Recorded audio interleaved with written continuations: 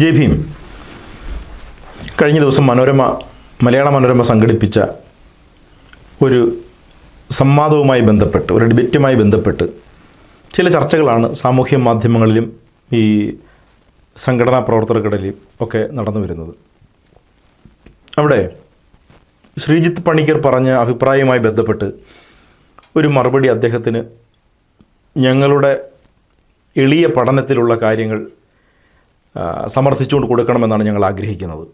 പക്ഷേ അതിനു മുൻപ് അതേ ഡിബേറ്റിൽ പങ്കെടുത്ത സണ്ണി മുഗബിക്കാട് സാർ അടക്കം ഉള്ള ആളുകൾക്ക്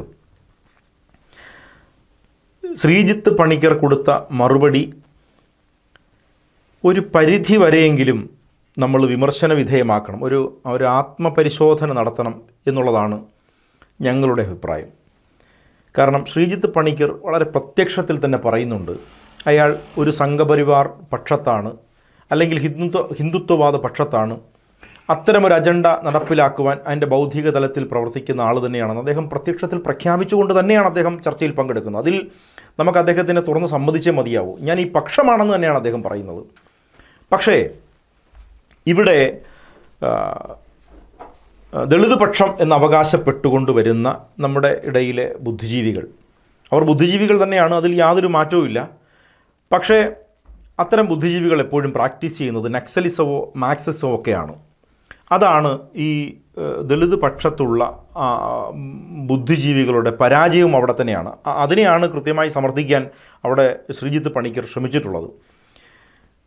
നമ്മൾ ഈ ദളിത് പക്ഷം പിടിക്കേണ്ട കാര്യം ഇല്ല എന്നുള്ളത് തന്നെയാണ് ഞങ്ങളുടെ അഭിപ്രായം. കാരണം ഈ ദളിത് എന്ന പദം ഇന്ത്യയുടെ ആദ്യത്തെ സാമൂഹ്യ പരിഷ്കർത്താവ് ജ്യോതിറാവു ഫുലെ ഉപയോഗിച്ച പദമാണ്. അദ്ദേഹം അത് ഉപയോഗിച്ചത് ചിതറിയവർ എന്നർത്ഥം വരുന്ന രീതിയിൽ ഒരു സാമൂഹിക അവസ്ഥയെ തോന്നിപ്പിക്കുവാൻ വേണ്ടിയാണ് അദ്ദേഹം അതങ്ങനെ പറഞ്ഞത്. പക്ഷേ ഈ കാലഘട്ടത്തിൽ അതിന് പ്രസക്തിയില്ല എന്ന് വളരെ കൃത്യമായി തെളിഞ്ഞുകൊണ്ടിരിക്കുകയാണ്. കാരണം നമ്മൾ ഇത് ഉയർത്തിപ്പിടിക്കുന്നത് അരികുവൽക്കരിക്കപ്പെട്ടവർ എന്ന അർത്ഥത്തിലാണ്, ചിതറിയർ എന്ന അർത്ഥത്തിലാണ്.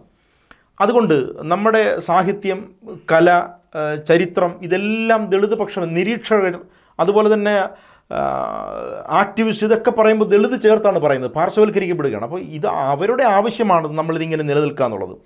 സംഘപരിവാറിൻ്റെ ആവശ്യമാണ് നമ്മൾ ദളിത് പക്ഷം എന്ന് പറഞ്ഞ് നിൽക്കുക എന്നുള്ളത് അവരുടെ ആവശ്യമാണ്.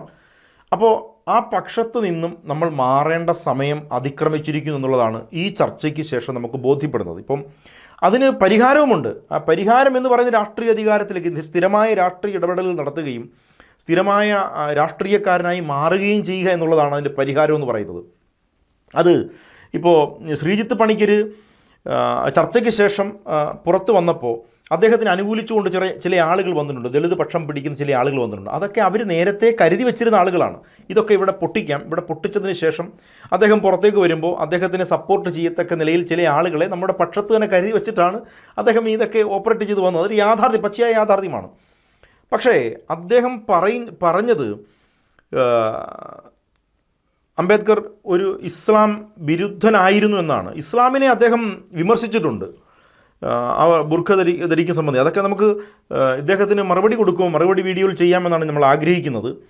അപ്പം അതുപോലെ തന്നെ ക്രിസ്ത്യാനിറ്റിയെയും അദ്ദേഹം വിമർശിച്ചിട്ടുണ്ട്. ഭൂഖണ്ഡങ്ങളുടെ സ്വഭാവം അനുസരിച്ച് ബൈബിൾ ഉണ്ടാക്കിയിട്ടുണ്ടെന്ന് അദ്ദേഹം വളരെ കൃത്യമായി പറയുന്നുണ്ട്. അപ്പോൾ ഇങ്ങനെയൊക്കെ പറഞ്ഞിരിക്കുമ്പോഴും ഈ ദളിത് ബുദ്ധിജീവികളായിട്ടുള്ള ആളുകൾ തങ്ങളുടെ കമ്മ്യൂണിസ്റ്റ് ചിന്താഗതിയും മാർക്സിസ്റ്റ് ചിന്താഗതിയിലും മാത്രം ഒതുങ്ങി നിൽക്കുകയാണ്. അതാണ് ഇവിടുത്തെ ഏറ്റവും വലിയ കുഴപ്പം. അതാണ് അങ്ങനെ നിൽക്കുന്നത് കൊണ്ടാണ് ഈ ശ്രീജിത്ത് പണിക്കർ മുന്നോട്ട് വെച്ച സാധനത്തെ നമുക്ക് മറികടക്കാൻ പറ്റാതെ പോയത് എന്നുള്ള ഒരു കാര്യമാണ്. കാരണം ഇവരെല്ലാം ധരിച്ചു വെച്ചിരിക്കുന്നത് മാർക്സിസം കൊണ്ടാണ് സംഘപരിവാറിനെ മറികടക്കാമെന്ന് ധരിച്ചു വെച്ചിരിക്കുന്നത്. അങ്ങനെയാണ് ദളിത് ബുദ്ധിജീവികളെല്ലാം അങ്ങനെ ധരിച്ചു വെച്ചിരിക്കുന്നത്. മാർക്സിസം കൊണ്ട് മാത്രമേ, അല്ലെങ്കിൽ സോഷ്യലിസം കൊണ്ട് മാത്രമേ മറികടക്കാൻ കഴിയൂ. എൻ്റെ ചരിത്ര പശ്ചാത്തലം കൂടെ പറയാൻ ഞാൻ ആഗ്രഹിക്കുന്നുണ്ട്. ഒന്ന്, ഇവിടെ മാർക്സിസ്റ്റുകൾ, സോഷ്യലിസ്റ്റുകൾ ഒക്കെ, കമ്മ്യൂണിസ്റ്റുകളൊക്കെ സംഘപരിവാറിന് ഇന്ത്യയിൽ വളരാൻ അവസരമൊരുക്കി കൊടുത്ത ആളുകളാണ്. അതിൻ്റെ ഒന്നാണ് അടിയന്തരാവസ്ഥ കാലം. അടിയന്തരാവസ്ഥ കാലത്ത് ഈ സംഘപരിവാറിന് വളരാൻ ആവശ്യമായ എല്ലാവിധ വളവും ഒരുക്കി കൊടുത്ത ആളുകളെന്ന് പറയുന്നത് ഇന്ത്യൻ കമ്മ്യൂണിസ്റ്റുകളാണ്. ഇന്ത്യൻ കമ്മ്യൂണിസം എന്ന് പറയുമ്പോൾ നമുക്കറിയാം ഹിന്ദുത്വവാദമാണെന്നുള്ളത്. അപ്പോൾ അവരാണ് അതിന് അടിയന്തരാവസ്ഥ കാലത്ത് അവർക്ക് വളരാനുള്ള എല്ലാ സാഹചര്യം ഒരുക്കി കൊടുത്തത്. രണ്ട്, ബൊഫേഴ്സ് കുംഭകോണ കേസുമായി ബന്ധപ്പെട്ട് രാജീവ് ഗാന്ധിയുടെ കാലഘട്ടത്തിൽ വന്ന ഒരു സമരവും വിപ്ലവവും ഒക്കെയാണ്. അന്നും ഇവർക്ക് വളരാൻ ആവശ്യമായ സാഹചര്യം ഒരുക്കി കൊടുത്തു. അന്നും ഈ ഇന്ത്യൻ സോഷ്യലിസ്റ്റുകൾ, കമ്മ്യൂണിസ്റ്റുകൾ, മാർക്സിസ്റ്റുകൾ ഈ സംഘപരിവാറിന് വളരാൻ ആവശ്യമായ സാഹചര്യം ഒരുക്കി കൊടുത്തു. എന്നാൽ ഇതിന് ശേഷം അതിശക്തമായി അവർക്ക് വളരാൻ പറ്റുന്ന ഒരു സാഹചര്യം ഒരുക്കി കൊടുത്തത് 1990-ലാണ് അദ്വാനിയുടെ രഥയാത്ര വന്നപ്പോൾ. അങ്ങനെ ആ രഥയാത്ര വന്നപ്പോൾ അതിനാവശ്യമായ എല്ലാ പിന്തുണ കൊടുക്കുന്നതിൽ ഇന്ത്യൻ സോഷ്യലിസ്റ്റുകൾ, മാർക്സിസ്റ്റുകൾ വിജയിച്ചു. അതുകൊണ്ട് തന്നെ സംഘപരിവാർ വളരെ കൃത്യമായി അവരുടെ തായ്വേര്, അവർ കൃത്യമായി ആഴത്തിലേക്ക് ഇറങ്ങാൻ വളരെ സാധ്യത ഉണ്ടായെന്നുള്ളതാണ്. അവർക്ക് വളരെ സാധ്യത വരെയും കൊടുത്തു. അതുകൊണ്ടാണ് 90-ൽ അദ്ദേഹത്തിൻ്റെ രഥയാത്രയെ ബീഹാറിൽ തടഞ്ഞതുകൊണ്ടാണ്. ലാലു പ്രസാദ് യാദവ് ഒരു സോഷ്യലിസ്റ്റാണ്. ലാലു പ്രസാദ് യാദവിനെയാണ് അവർ കുരുക്കിയത്. കാലിത്തീറ്റ കുംഭകോണവുമായി ബന്ധപ്പെട്ട് വരികയും പിന്നെ അദ്ദേഹത്തിനെ പിടി ജയിലിലാക്കുകയും ഇപ്പോഴും ജയിലിൽ കഴിയുകയും ചെയ്യുന്നുണ്ട്. അപ്പോൾ നമ്മൾ മനസ്സിലാക്കണം, 90-ൽ ആ രഥയാത്രയ്ക്ക് ഇവർ എല്ലാവിധ പിന്തുണ കൊടുക്കുകയും പിന്നീട് അതുകൊണ്ടാണ് 92-ൽ ബാബറി മസ്ജിദ് തകർക്കാനുള്ള സാഹചര്യം ഒരുക്കുകയും പിന്നീട് ഒരു ഹിന്ദുത്വ രാഷ്ട്രീയ ശക്തിയായി ഇന്ത്യയിൽ അവർ ശക്തി പ്രാപിക്കുകയും ചെയ്തതാണ്. അപ്പോൾ ഇതിന് പിന്നിൽ സോഷ്യലിസ്റ്റുകളാണ്. അപ്പോൾ ഇത്തരം സോഷ്യലിസ്റ്റുകളുടെ കൂടെ നിന്നുകൊണ്ട് എങ്ങനെയാണ് ദളിത് സൈദ്ധാന്തികർക്ക്, ദളിത് ബുദ്ധിജീവികൾക്ക് സംഘപരിവാറിനെ മറികടക്കാൻ കഴിയുന്നത്? എങ്ങനെയാണ്? ഇന്ത്യയിൽ സോഷ്യലിസ്റ്റുകൾ, കമ്മ്യൂണിസ്റ്റുകൾ, മാർക്സിസ്റ്റുകൾ എന്ന് പറയുന്നത് ഇന്ത്യൻ ഹിന്ദുത്വ സാംസ്കാരിക വ്യവസ്ഥിതി, ഹിന്ദു രാഷ്ട്രീയ വ്യവസ്ഥിതി പിന്തുടരുന്നവരാണ്. അതായത് ഇന്ത്യൻ സോഷ്യലിസം എന്നും അല്ലെ ഇന്ത്യൻ കമ്മ്യൂണിസം എന്ന് പറഞ്ഞാൽ സംഘപരിവാർ തന്നെയാണ്. ആ സംഘപരിവാറിനെ മറികടക്കാൻ ഈ മാർക്സിസം കൊണ്ട് കഴിയില്ല എന്ന് തീർച്ചയായിട്ടും ഈ ദളിതപക്ഷ ബുദ്ധിജീവികൾക്ക് മനസ്സിലായിട്ടും എന്തുകൊണ്ടാണ് ഈ ഇടതുപക്ഷ, ഈ മാർക്സിസ്റ്റ് സൈദ്ധാന്തികതയിൽ നിന്നുകൊണ്ട് ശ്രീജിത്ത് പണിക്കരെ പോലെയുള്ള ഈ ഞാൻ സംഘപരിവാറാണ്, ഞാൻ ഹിന്ദുത്വവാദിയാണ്, അതുകൊണ്ടാണ് അദ്ദേഹം പറയുന്നത് രാമൻ ഭരണാധികാരിയാണെന്നൊക്കെ. നിങ്ങൾക്കതിനെ മറികടക്കാമായിരുന്നു.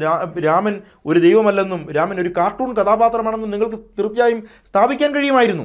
ആ സ്ഥാപിക്കുന്നതിന് പകരം ഈ ദളിത് അവസ്ഥയാണ് ഇപ്പോഴും പറഞ്ഞുകൊണ്ടിരിക്കുന്നത്. ദളിത് അവസ്ഥ എത്ര നാളിങ്ങനെ കാരണങ്ങൾ മാത്രം പറഞ്ഞ് മറികടക്കാൻ കഴിയും? ഇതിന് പരിഹാരമില്ലേ? ഈ പരിഹാരത്തെക്കുറിച്ച് എന്താണ് പറയാത്തത്? ആ പരിഹാരത്തെക്കുറിച്ച് എന്താണ് ചിന്തിക്കാത്തത്? ആ പരിഹാരത്തിന് വേണ്ടി എന്താണ് ഇടപെടാത്തത്? അവിടെയാണ് ശ്രീജിത്ത് പണിക്കർ ചോദിക്കുന്ന ചോദ്യം പ്രസക്തമാകുന്നത്. എന്നും കുന്നും ഈ ആളുകളുടെ കാര്യം പറഞ്ഞ് ഞങ്ങൾ ജീവിക്കുകയാണെന്ന് എന്ന് അയാൾ പറഞ്ഞത് ഒരു പക്ഷേ ചില ആളുകളെങ്കിലും അത് വിശ്വസിക്കുന്നുണ്ട്. അങ്ങനെയല്ലാന്ന് ഞങ്ങൾക്കറിയാമെങ്കിൽ പോലും ഒരു പക്ഷേ അങ്ങനെയെങ്കിലും വിശ്വസിക്കുന്ന ആളുകളുടെ എണ്ണവും വർദ്ധിക്കുന്നുണ്ട്. കാരണം ആരാണ്? ഈ ദളിത് സൈദ്ധാന്തികത പറയുമ്പോൾ ആ ഇടതുപക്ഷ മാർക്സിസം പിടിക്കുന്നത് കൊണ്ടാണ്. അതുകൊണ്ട് ഇതിനെ മറികടക്കുന്ന രാഷ്ട്രീയ അധികാരം കൊണ്ടേ പറ്റത്തുള്ളൂ. അങ്ങനെ പറയുമ്പോൾ സണ്ണി സാർ അടക്കമുള്ള ആളുകൾ പല ഘട്ടങ്ങളിലും പറഞ്ഞിട്ടുള്ളത് ആദ്യം നമ്മളൊരു സമുദായമാവുക, അതിനുശേഷം രാഷ്ട്രീയപരമായി ഇടപെടുക എന്നുള്ളതാണ്. ഞങ്ങളതിനെ നിശ്ചിതമായി വിമർശിക്കുകയാണ്. ഒരിക്കലും നടക്കുന്ന കാര്യമല്ല. കാരണം ഇപ്പോഴും ദളിതിസം പറയുമ്പോൾ സ്വാഭാവികമായും ഹിന്ദുത്വത്തിന് വേണ്ടിയാണ് നിങ്ങൾ പ്രവർത്തിക്കുന്നത്.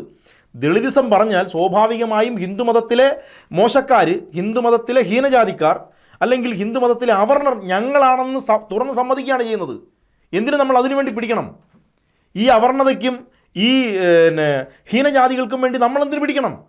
നമ്മളിവിടുത്തെ ഒരു പുരോഗമന സമൂഹമായിരുന്നുവെന്നും നമുക്കൊരു പൗരാണിക സാംസ്കാരികത ഉണ്ടെന്നും അറിയാത്ത ആർക്കാണ്? ആ ചരിത്രം പഠിച്ചു വെച്ചിട്ട് അങ്ങനെ ജാതി വ്യവസ്ഥയ്ക്ക് എതിരായി നിൽക്കേണ്ടതുണ്ട്. അതിനു പകരം ഇങ്ങനെ നിന്നാൽ എങ്ങനെയാണ് ഇതിനെ മറികടക്കാൻ കഴിയുന്നത്? അതാണ് ശ്രീജിത്ത് പണിക്കർ അല്പകാലത്തെങ്കിലും വിജയിച്ചു പോയതിൻ്റെ കാര്യം. അതാണ് ശ്രീജിത്ത് പണിക്കർ ചർച്ചകൾ പോയതിന് ശേഷം പിന്നീട് വലിയ പോസ്റ്റുകളാണ് ഈ ഭാഗത്തൊക്കെ വന്നുകൊണ്ടിരിക്കുക. അതിലൊന്നും ഒരു കാര്യമില്ല എന്നുള്ള പ്രത്യക്ഷ രാഷ്ട്രീയ പ്രവർത്തനത്തിന് ഇടപെടാതെ ഒരിക്കൽ, അല്ലെങ്കിൽ നമ്മൾ വെറും പ്രഭാഷകരും വെറും പ്രാസംഗികരും മാത്രമായി പോകുമെന്നുള്ളതാണ്. പ്രത്യക്ഷത്തിൽ ഇടപെടാതെ പറ്റില്ല. അതിൻ്റെ ഒരു കാര്യം പറഞ്ഞാൽ നമ്മൾ സമുദായമായിട്ട് രാഷ്ട്രീയ പ്രവർത്തനം നടത്തുക എന്ന് പറയുന്നത് നടക്കുന്ന കാര്യമല്ല. ഇപ്പം നമ്മൾ ത്രിപുര പരിശോധിക്കാം. ഏകദേശം 20 കൊല്ലത്തിലധികം CPM ഭരിച്ച സംസ്ഥാനത്ത് പിന്നീട് BJP സർക്കാർ ഉണ്ടാകുമ്പോൾ 9 MLA-മാർ അവിടെ ആദിവാസികൾ നേതൃത്വം കൊടുത്ത രാഷ്ട്രീയ പാർട്ടിക്ക് ഉണ്ടായിരുന്നു. പിന്നീട് രണ്ടാമത് BJP വീണ്ടും അധികാരത്തിൽ മുഖ്യ പ്രതിപക്ഷമായിട്ട് മാറുവാൻ ആദിവാസി സമൂഹത്തിന് അവിടെ കഴിഞ്ഞു. ബീഹാർ വിഭജിച്ച് പിന്നീട് ജാർഖണ്ഡ് ഉണ്ടായപ്പോൾ JMM, ജാർഖണ്ഡ് മുക്തി മോർച്ച എന്ന് പറയുന്ന രാഷ്ട്രീയ പാർട്ടിയിലൂടെ ആ സംസ്ഥാനത്തിൻ്റെ അധികാരം പിടിക്കാൻ ഷിബു സോറന് കഴിഞ്ഞത് സമുദായമായി സംഘടിച്ചിട്ടല്ല, രാഷ്ട്രീയപരമായി സംഘടിച്ചിട്ടാണ്. അതുകൊണ്ടാണ് ഈ ത്രിപുരയിൽ ആദിവാസികൾക്ക് കഴിഞ്ഞതും അങ്ങനെയാണ്. ഇവിടെ ജാർഖണ്ഡിൽ ഷിബു സോറനും ഹേമന്ത് സോറനും സാധിച്ചത് അങ്ങനെയാണ്. ഇനി UP-യിൽ 4 തവണ മായാവതി മുഖ്യമന്ത്രിയായത് ഈ സമുദായങ്ങളെല്ലാം ഒന്നിച്ചു കൊണ്ടുവന്നിട്ട് രാഷ്ട്രീയം ഉണ്ടാക്കിയിട്ടല്ല, രാഷ്ട്രീയ പാർട്ടി സൃഷ്ടിച്ചിട്ട് സമുദായങ്ങളെ, സാമൂഹികപരമായി വേർതിരിക്കപ്പെട്ട സമുദായങ്ങളെ ഒന്നിച്ചു നിർത്തുകയാണ് ചെയ്തത്. ഡോക്ടർ BR അംബേദ്കർ തന്നെ വളരെ കൃത്യമായി പറയുന്നുണ്ട്, സാമൂഹികപരമായി വേർതിരിക്കപ്പെട്ടവർ രാഷ്ട്രീയപരമായും വേർതിരിക്കപ്പെടണമെന്ന്. ആ രാഷ്ട്രീയ പ്രവർത്തനത്തിൽ ഇടപെടാതെ എന്നും ഞങ്ങൾ ദളിതരാണെന്നും ഞങ്ങൾ അവർണരാണെന്നും ഞങ്ങൾ ഇതിനകത്ത് ഹീനജാതികളാണ്, അതുകൊണ്ട് ഞങ്ങൾക്കത് കിട്ടുന്നില്ല എന്ന് പറഞ്ഞു കഴിഞ്ഞാൽ സ്വാഭാവികമായും ഇത്തരം മാർക്സിസ്റ്റ് ചിന്താഗതികൾ സംഘപരിവാർ വളരാൻ ആവശ്യമായ സാഹചര്യം ഒരുക്കി കൊടുക്കത്തേ ഉള്ളൂ. ഇവിടെ സാമൂഹികപരമായി വേർതിരിക്കപ്പെട്ടവർ, രാഷ്ട്രീയപരമായി വേർതിരിക്കപ്പെടുന്ന അംബേദ്കർ പറയുമ്പോൾ അത് വളരെ കൃത്യതയോടും ഇന്ത്യയിൽ നടപ്പിലാക്കിയ ഒരു പൊളിറ്റിക്കൽ എഞ്ചിനീയറാണ് കാൻഷിറാംജി എന്ന് പറയുന്നത്. ആ കാൻഷിറാംജി മുന്നോട്ട് വെച്ച പ്രത്യയശാസ്ത്രം എന്ന് പറയുന്നത് ഓരോ സംസ്ഥാനത്തും സാമൂഹികപരമായി വേർതിരിക്കപ്പെട്ട ചില ജാതികളുണ്ട്. ആ ജാതികളിലെ ഭൂരിപക്ഷം ജനതയുള്ള അല്ലെങ്കിൽ ഭൂരിപക്ഷം ജനസംഖ്യയുള്ള ആളുകൾ ഈ രാഷ്ട്രീയ പാർട്ടിയെ സ്വീകരിക്കുകയും അവർ സമാനന്മാരായി സാമൂഹികപരമായി വേർതിരിക്കപ്പെട്ടിരിക്കുന്ന ആളുകളെ ചേർത്ത് നിർത്തിക്കൊണ്ട് രാഷ്ട്രീയ പ്രവർത്തനം നടത്തുകയും അധികാര പങ്കാളിത്തം ഉറപ്പിക്കുകയാണ് ചെയ്തത്. അതാണ് ഇനിയെങ്കിലും നമ്മളൊക്കെ ചെയ്യേണ്ടതാണ്. അതല്ലാതെ ഞങ്ങൾ ദളിതരാണ്, ഞങ്ങൾ ഇതാണെന്ന് പറഞ്ഞ് ഒരു കാര്യമില്ല. നമ്മൾ ദളിതരല്ല. അതാദ്യം നമ്മൾ ദളിതരല്ല, നമ്മൾ ഹിന്ദുമതത്തിൽ കിടക്കുന്ന കീഴ്ജാതികളല്ല. നമുക്കൊരു പാരമ്പര്യമുണ്ട്, പൈതൃകമുണ്ട്. പിന്നെന്തിനാണ് ഇതിൻ്റെ പുറകിൽ നടക്കുന്നത്? അതുകൊണ്ട് സണ്ണി സാറിനെ പോലെയുള്ള ആളുകൾ ഇനി മുതൽ ഈ സമുദായം ഒന്നിച്ചിട്ട് രാഷ്ട്രീയം ഉണ്ടാക്കാം എന്ന് പറയുന്ന അതിൽ നിന്ന് പിന്മാറണം. രാഷ്ട്രീയപരമായി സമുദായത്തെ സംഘടിപ്പിക്കുകയാണ് വേണ്ടത്. അതിന് പ്ലാറ്റ്ഫോമുകളൊന്നും തേടി നടക്കണ്ട. ഇവിടെ വലിയ പ്ലാറ്റ്ഫോം ഉണ്ട്. ആ പ്ലാറ്റ്ഫോമിലേക്ക് വന്ന് അതിൻ്റെ നേതൃത്വം ഏറ്റെടുക്കുകയോ ആ നേതൃത്വ പങ്കാളിത്തം ഉറപ്പിക്കുകയാണ് വേണ്ടത്. അതല്ലാതെ ദിവസവും ഇവരെ കുറ്റം പറഞ്ഞിരിക്കാനില്ല. അത്തരം കുറ്റം പറയും തോറും അവർ സംഘപരിവാറിൻ്റെ രാഷ്ട്രീയം കേരളത്തിൽ വളർന്നുകൊണ്ടിരിക്കുകയാണ്. ഒരു കാര്യം വളരെ വ്യക്തമാണ്, ശ്രീജിത്ത് പണിക്കർ നിങ്ങൾ വിചാരിക്കുന്നത് പോലെ ഇടതുപക്ഷത്തിനെയോ കോൺഗ്രസിനെയോ അല്ല എതിർക്കുന്നത്. സംഘപരിവാറിന് രാജ്യത്ത് ഭയമുള്ള ഒറ്റ കക്ഷികളെ മാത്രമേ ഉള്ളൂ. അവർക്കാണ് പ്രത്യയശാസ്ത്രമുള്ളത്, ഭരണഘടനയുള്ളത്, സാഹോദര്യമുള്ളത്. അത് അംബേദ്കറൈറ്റുകളാണ്. അവർ ഭയക്കുന്നത് അംബേദ്കറൈറ്റുകളെയാണ്. അതുകൊണ്ടാണ് അവർ സി പി എമ്മിനെ പഴിച്ചില്ല. ഈ സംവാദത്തിൽ സി പി എമ്മിനെ പഴിച്ചില്ല. ഈ സംവാദത്തിൽ അവർ സംവാദത്തിന് ശേഷവും അവർ കോൺഗ്രസിനെ പഴിച്ചില്ല, മറ്റ് കേരള കോൺഗ്രസിനെ പഴിച്ചില്ല, മുസ്ലിം ലീഗിനെ പഴിച്ചില്ല, SDP പഴിച്ചില്ല. അങ്ങനെ ഒരു രാഷ്ട്രീയ പാർട്ടിയും പഴിക്കാതെ അവർ കൃത്യമായി ഞങ്ങളുടെ എതിരാളികൾ അംബേദ്കറൈറ്റുകളാണെന്ന് തന്നെ പ്രസ്താവിക്കുന്നതായിരുന്നു ഹോർത്തൂസ് എന്ന് പറയുന്ന ഈ സംവാദത്തിൽ നടന്നത്. അതുകൊണ്ട് ഈ ഇത്രയും ബുദ്ധിജീവികളായിട്ടുള്ള ഞങ്ങളുടെ മുതിർന്ന സഹോദരന്മാർ, ഞങ്ങളെക്കാൾ ഉയർന്ന വിദ്യാഭ്യാസമുള്ള ഈ മുതിർന്ന സഹോദരന്മാർ ഈ ദളിത് മാനസികാവസ്ഥയിൽ നിന്ന് മാറി ചിന്തിച്ച് രാഷ്ട്രീയ ഇടപെടൽ നടത്തണമെന്നുള്ളതാണ്. ഈ ശ്രീയുത്തുമായിട്ടുള്ള ഈ സംവാദം ഈ ദളിത് സമൂഹത്തിന് ചിന്തിക്കാനുള്ളൊരു അവസരമായിട്ടാണ് നമ്മളിതിനെ കാണാൻ. ചിന്തിക്കുക മാത്രമല്ല, പരിവർത്തനപ്പെടാനുള്ള അവസരം കൂടിയാണ്. അത് നന്നായി ഉപയോഗിക്കണമെന്നാണ് എൻ്റെ മുതിർന്ന സഹോദരങ്ങൾ, ഞങ്ങളെക്കാൾ ഉന്നത വിദ്യാഭ്യാസമുള്ള സഹോദരങ്ങൾ, ഇത്ര എക്സ്പീരിയൻസ് ഉള്ള സഹോദരങ്ങൾ തീർച്ചയായിട്ടും ദളിത് മാനസികാവസ്ഥയിൽ നിന്ന് പുറത്തു വരിക തന്നെ വേണം. രാഷ്ട്രീയപരമായി ഏകീകരിക്കപ്പെടുക തന്നെ വേണം. അല്ലെങ്കിൽ എപ്പോഴും മാർക്സിസം ഉള്ളിൽ വെച്ചുകൊണ്ട് ദളിതിസം പറഞ്ഞാൽ, അല്ല എപ്പോഴും കമ്മ്യൂണിസം ഉള്ളിൽ നിറച്ചുകൊണ്ട് ദളിതിസം പറഞ്ഞാൽ സംഘപരിവാർ കേരളത്തിൽ വളർന്നുകൊണ്ടേയിരിക്കും. അവർക്ക് നിങ്ങൾ കീഴ്പ്പെടേണ്ടി വരികയും ചെയ്യും. കാരണം കേരളത്തിൽ ഇടതുപക്ഷവും BJPയും ലയിക്കുന്ന കണ്ടില്ലേ എന്ന് പറയുന്നത് ഭാവിയിൽ നിങ്ങൾക്കും അവരുമായിട്ട് കോപ്പറേറ്റ് ചെയ്യേണ്ടി വരും. അതിൻ്റെ മറ്റൊരു പ്രശ്നം എന്താണെന്ന് വെച്ച് കഴിഞ്ഞാൽ, അവർ ഇറക്കുന്ന ചില തന്ത്രങ്ങളുണ്ട്. അതിൽ നമ്മളിലെ പല നേതാക്കളും നമ്മളിലെ പല ബുദ്ധിജീവികളും വീഴുന്നു എന്നുള്ളൊരു യാഥാർത്ഥ്യമാണ്. അതായത് അവർ തന്നെ നമ്മളെ ഭീഷണിപ്പെടുത്തും, അല്ലെങ്കിൽ നമ്മളെ ആക്രമിക്കും എന്ന് വ്യാപിപ്പിക്കും, അല്ലെങ്കിൽ ആക്രമിക്കാൻ വേണ്ടി നമ്മുടെ വീട് തിരക്കി വരും. ആരാണിത് വരുന്നത്? ഇത് മാർക്സിസ്റ്റുകൾ തന്നെയാണ്, CPMൻ്റെ ആളുകളാണ് വരുന്നത്. വന്നിട്ട് അവർ പറയും ഇവിടെ BJP സംഘപരിവാർ നിങ്ങളെ ആക്രമിക്കത്തില്ല, നിങ്ങൾക്ക് ഞങ്ങൾ സംരക്ഷണം തരും എന്ന് പറഞ്ഞിട്ട് നമ്മളെ വെച്ച് അവരൊരു സമ്മേളനം നടത്തും. അപ്പോൾ സ്വാഭാവികമായി നമുക്ക് സംരക്ഷണം തരുന്ന ആളുകൾ നിലയിൽ നമ്മൾ അങ്ങോട്ട് നീങ്ങുകയും അവരുടെ നിയന്ത്രണത്തിൽ നമ്മൾ വർത്തമാനം പറയുകയും വേദികൾ കീഴടക്കുകയും ചെയ്യും. പക്ഷേ അത് നമ്മുടെ സമുദായത്തിന് കൊടുക്കുന്ന, നമ്മുടെ സമൂഹത്തിന് കൊടുക്കുന്ന, ഭൂരിപക്ഷ സമൂഹത്തിന് നമ്മൾ കൊടുക്കുന്ന തെറ്റായ സന്ദേശം കൂടിയാണെന്നും നമ്മൾ തിരിച്ചറിയണം. അതുകൊണ്ട് നമുക്കിനി ദളിത് മാനസികാവസ്ഥയല്ല ആവശ്യം, ജനാധിപത്യ രാഷ്ട്രീയ പ്രക്രിയയാണ് ആവശ്യം. ജയ് ഭീം.